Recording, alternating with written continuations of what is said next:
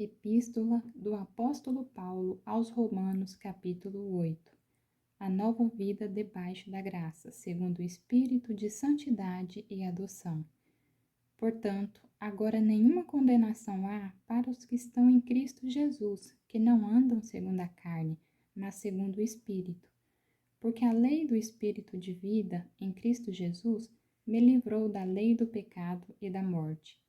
Porquanto o que era impossível à lei, visto como estava enferma pela carne, Deus, enviando o seu Filho em semelhança da carne do pecado, pelo pecado condenou o pecado na carne, para que a justiça da lei se cumprisse em nós, que não andamos segundo a carne, mas segundo o Espírito. Porque os que são segundo a carne inclinam-se para as coisas da carne, mas os que são segundo o Espírito, para as coisas do Espírito. Porque a inclinação da carne é morte, mas a inclinação do Espírito é vida e paz.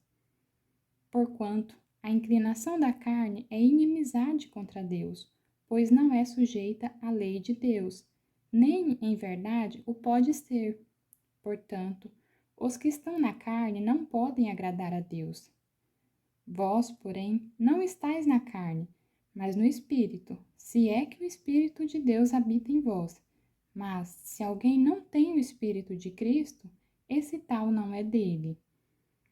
E, se Cristo está em vós, o corpo, na verdade, está morto por causa do pecado, mas o Espírito vive por causa da justiça. E, se o Espírito daquele que dos mortos ressuscitou a Jesus habita em vós, aquele que dos mortos ressuscitou a Cristo também vivificará os vossos corpos mortais, pelo seu Espírito que em vós habita. De maneira que, irmãos, somos devedores, não à carne para viver segundo a carne, porque, se viverdes segundo a carne, morrereis. Mas, se pelo Espírito mortificardes as obras do corpo, vivereis.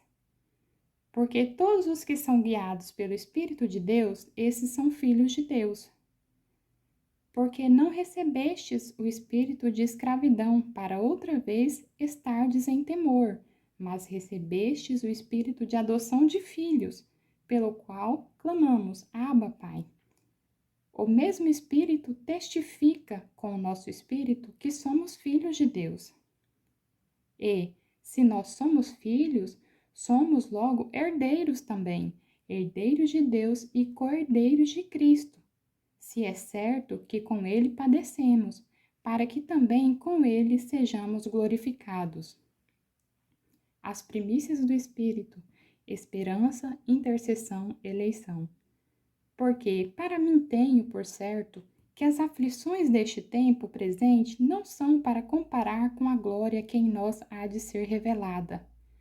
Porque a ardente expectação da criatura espera a manifestação dos filhos de Deus.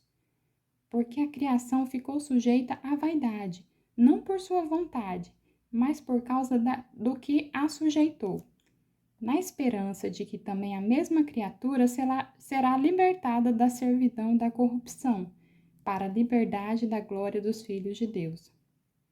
Porque sabemos que toda a criação geme e está juntamente com dores de parto até agora. E não só ela, mas nós mesmos, que temos as primícias do Espírito, também gememos em nós mesmos, esperando a adoção, a saber, a redenção do nosso corpo. Porque em esperança somos salvos. Ora, a esperança que se vê não é esperança, porque o que alguém vê, como o esperará? Mas, se esperamos o que não vemos, com paciência o esperamos.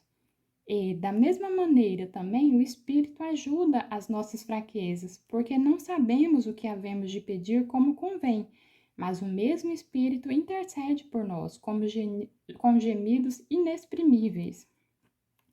E aquele que examina os corações sabe qual é a intenção do Espírito, e é ele que, segundo Deus, intercede pelos santos. E sabemos que todas as coisas contribuem juntamente para o bem daqueles que amam a Deus, daqueles que são chamados por seu decreto. Porque os que dantes conheceu também, os predestinou para serem conforme a imagem do seu Filho, a fim de que ele seja o primogênito entre muitos irmãos. E aos que predestinou, a estes também chamou. E aos que chamou, a estes também justificou. E aos que justificou, a estes também glorificou. Cântico de vitória, Deus é por nós. Que diremos, pois, a estas coisas? Se Deus é por nós, quem será contra nós? Aquele que nem mesmo a seu próprio filho poupou, antes o entregou por todos nós.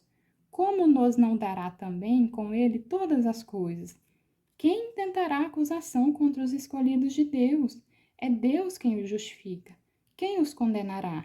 Pois é Cristo quem morreu, ou antes quem ressuscitou dentre os mortos, o qual está à direita de Deus e também intercede por nós. Quem nos separará do amor de Cristo?